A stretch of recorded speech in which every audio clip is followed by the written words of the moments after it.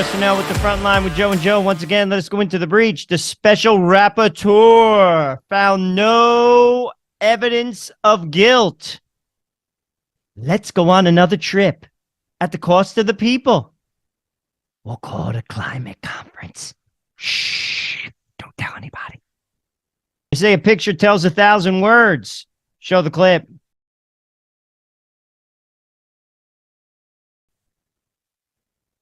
Kind of like how he's running Canada. Can't get out of his own way. Canada, are we building a global digital concentration camp? Listen to this clip. Very important.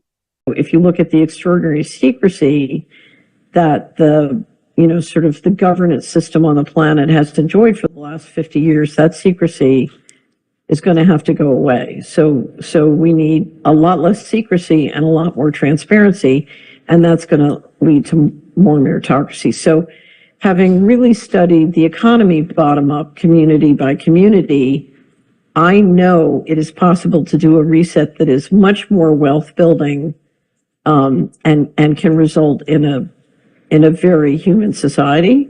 So it is possible.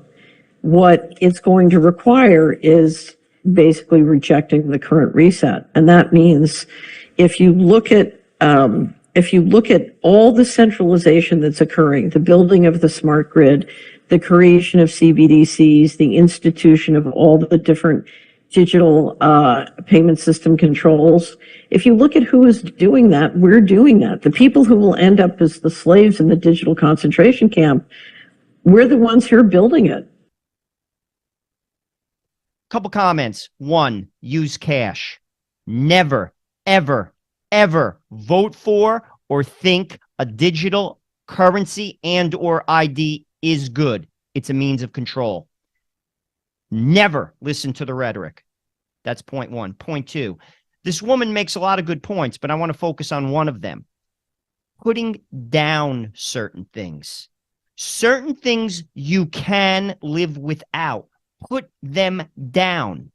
You see, the money we have, are in control of it. We choose to buy and participate in certain things. Do not enable those who are enslaving you, and they are, in plain sight. And to be honest with you, I think they laugh because they see it very clearly. It's like a marketer. A marketer understands his demographic. And basically, he understands you better than you understand yourself in many ways. And they touch those points. And in a sense, they tempt you. And that is what's going on.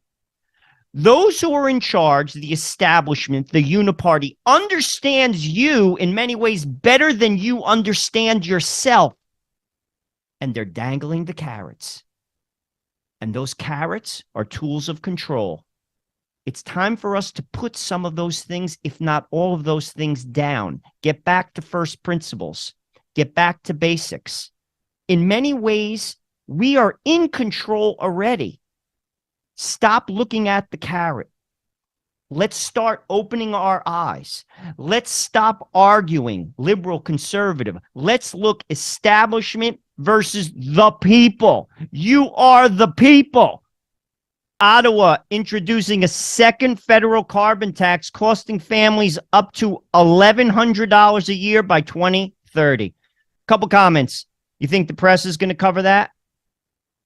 Second point. You think they should? I do. What does that tell you? Draw your own conclusion. Last point. Why are they doing this? You can't even afford the other carbon taxes. Why? Well, I'm going to tell you. Because they value an ideology over you. People, we're not, you see, I'm going to be honest with you. We're looking at this in the wrong way. We're looking at it as liberal and conservatives. In many ways, those politicians are the same person. Because the special interests and the globalists control both parties. They do. Who gets left out on the cold? You. The real fight is not the liberals and the conservatives. The real fight is the establishment and the people. When people see that clearer, then we'll fix the other disagreements between liberals and conservatives, so-called. I call them Canadians. I call them citizens. I call them people who are just trying to live. And they're preventing you from doing it.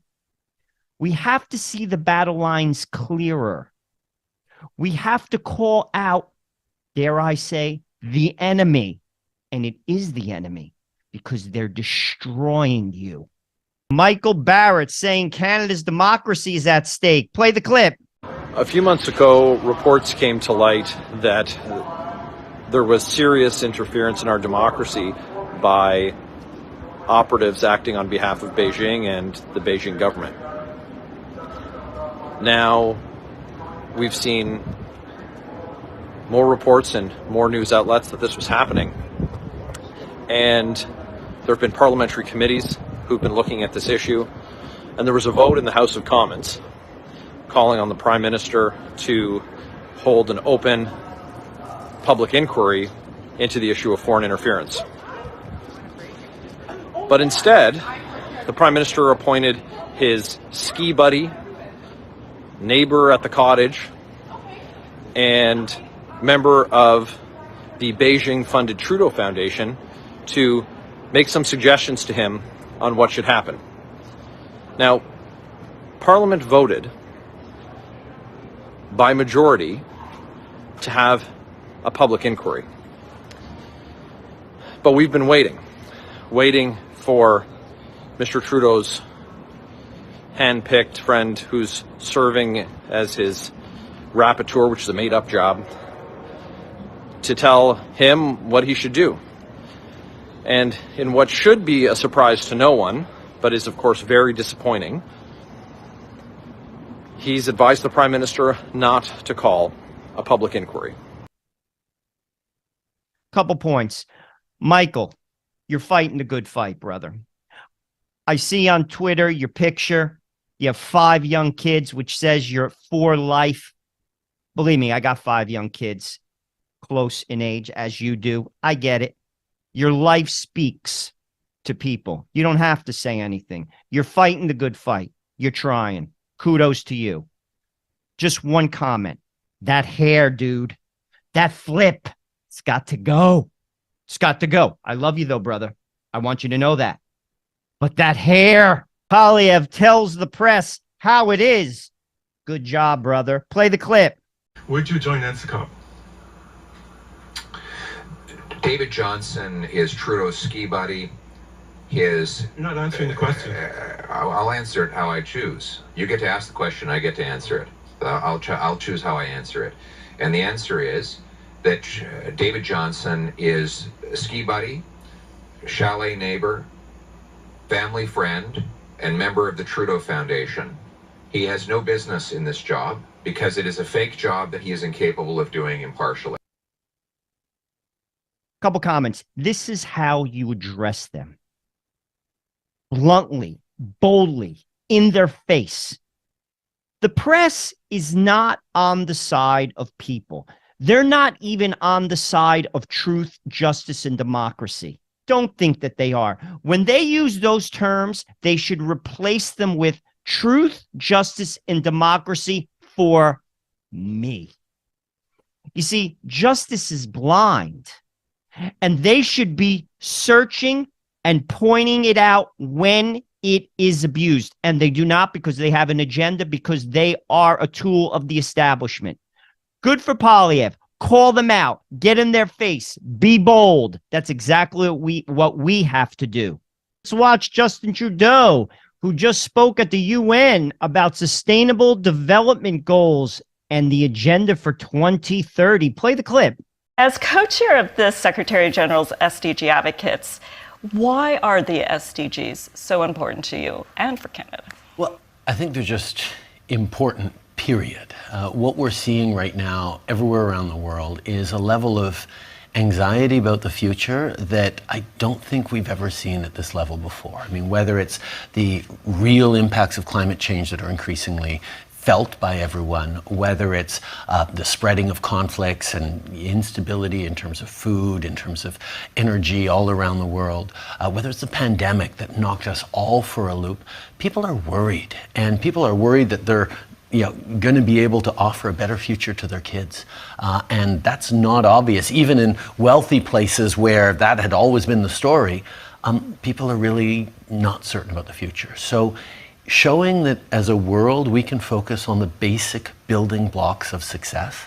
The SDG goals are what is necessary to create a successful planet, full stop, over the coming decades.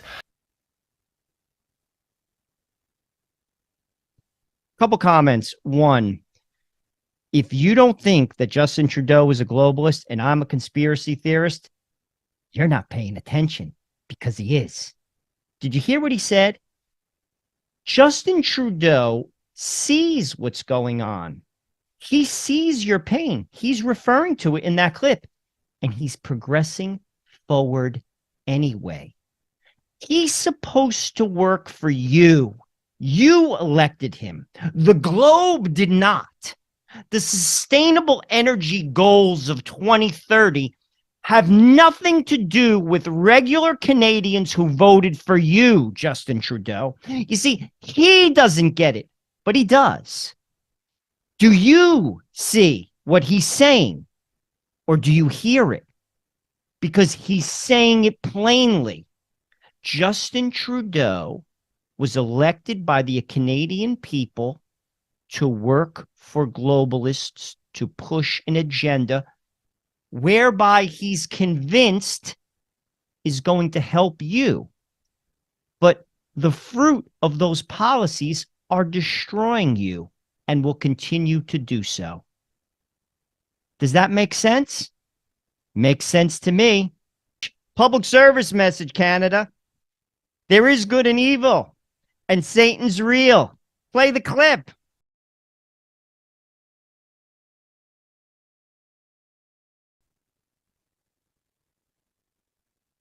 If you think that Satan isn't real, you already lost. If you think there isn't good and evil and you can't differentiate between it, you're already lost. Most Western countries don't believe in good and evil anymore. I just showed you something. That's evil. And evil is real.